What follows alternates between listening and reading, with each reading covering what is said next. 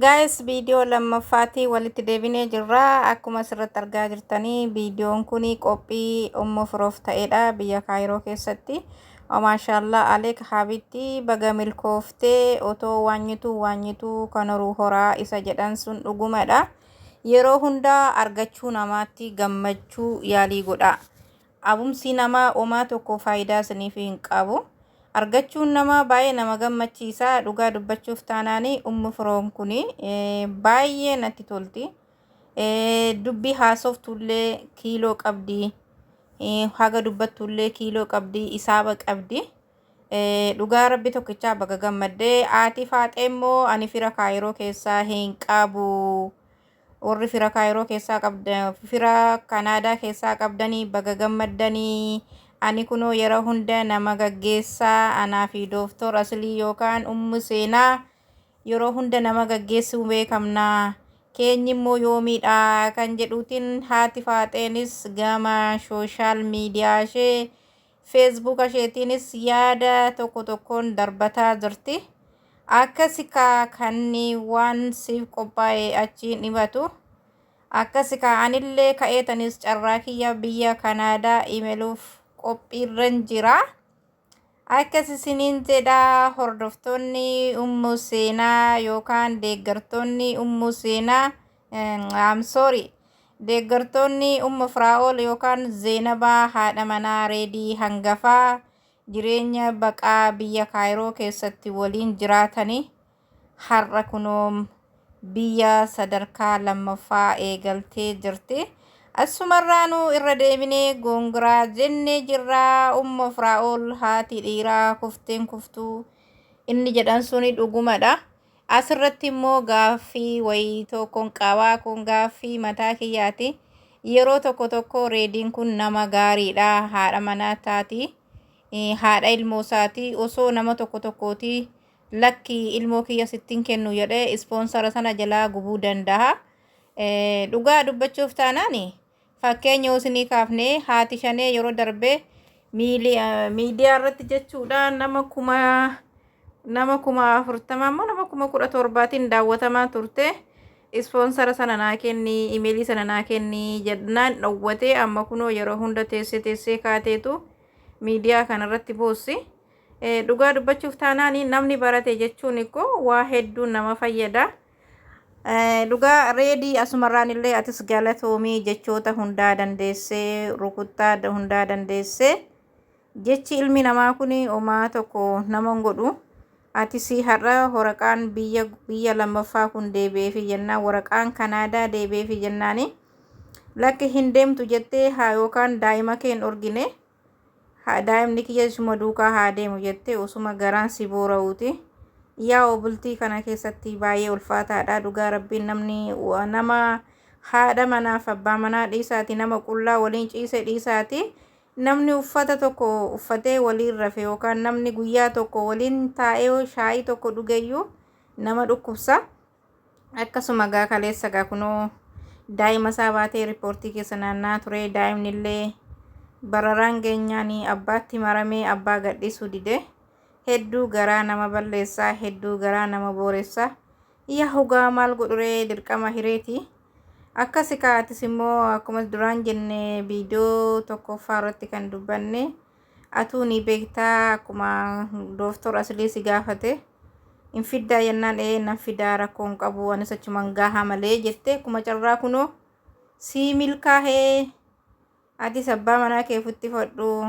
Abbaan ilmoon kee abbaa ormaarraan bareedu. Atis immoo abbaa ormaarraa hin bareechitu.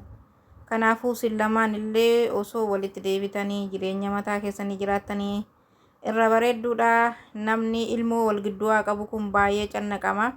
Mucaan kee illee kunoo maashaallah dargaggeessa sii ta'aa jira. Kunoo Reediin illee kunoo ilmoo sitti illee hin ganne amma Kaayiroo jiraataa turte kana haga amma irsaaf niitummaa walirraa hiiktan illee isumatu si jiraachisaa ture. Atis kunoo dubartii naamusa qabdu, dubartii kabajaa qabdu, osoo hababaa tokkoon kadhatiin, osoo ilillii tokkoon kadhatiin carraan biyya lammaffaa qacci jettee sii dhufte.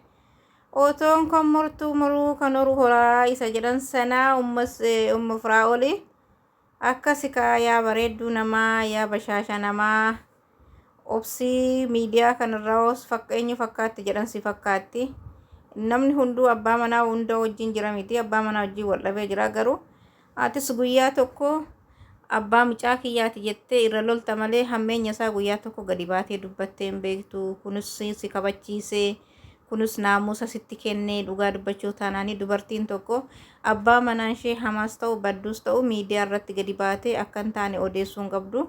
Atis immoo uummanni sababa inni sitti jaallatuuf sababa amala qabdu sababa abbaa manaa kee wajjiniin jechoota hin taane waa irraan dubbannee fi callisaniis har'a deemsa keetti sirriitti gammadanii gaafaatiif inni wal loltanillee namoota baay'eetu sirriitti lola kaasee dhugaa dubbachuuf taanaani naamusa godhadhaa obboleeyyan teenyaa warroon abbaa manaa wajjinillee walitti buutanii waliigtanillee umma firoorraa fakkeenya fudhadhaa kunoo isheenii naman tuqxu naman geessu afaan ishee keessaa wanti badaaniin ba'u nagaan jireenya mataa ishee jiraatti kan danda'ullee reediimadha daa'imallee kan barsiisullee isumadha bakka daa'imatu isaan gidduu jira kabajaa jira maaliif yoo walii kan dirqama ijaan taane wallaaluu qabu wallaaluun qabani walarrabsuun qabani naamusaatiin ilmoota gidduu isaanii jira waan ta'eef nagaan amma kunoo gara biyya lammaffaa isheetti kuttee biyya Kanaadaa keessa xoob jettee jirti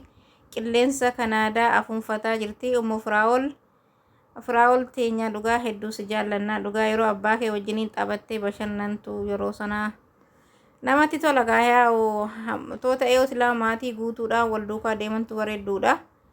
Kanaafiyyuu gaan ulfaata amma wanti godhan tokkollee hin jiru jedhi atis immoo ummu firootiyyaa rabbii walitti sinaa deebisuu mucuma kana laalaatii walitti deebi'aa jechuu barbaadaa kun yaada kiyyaati mucaan kun sin gidduutti iraaramaa ijoolleen sin gidduutti iraaramti otoo inni illee lama ta'e illee rakkoon qabu kan otoo obboleettiin bira jiraatte illee rakkoon qabu tokkichi kun immoo qobaa iraarama bar sin gidduutti akkasii baga gammaddee bareedduu teenyaa haadha dhiiraa umma Firaa'ol gongiraareeshinii biyya Kanaadaa by the way seente umma Firaa'olii akkasika namaaf gammachuu hawaa namaaf waan gaarii yaada namaaf waan babbareedaa dabarsaa namnillee woosin amala qabaattanii amala keessaniitiin har'a sin faarsaa haati ummu Firaa'ol kun jechuudha baay'ee mudamtee geema si tapsiifna jedhanii geema taphachiisanii geema moochiisanii galchanii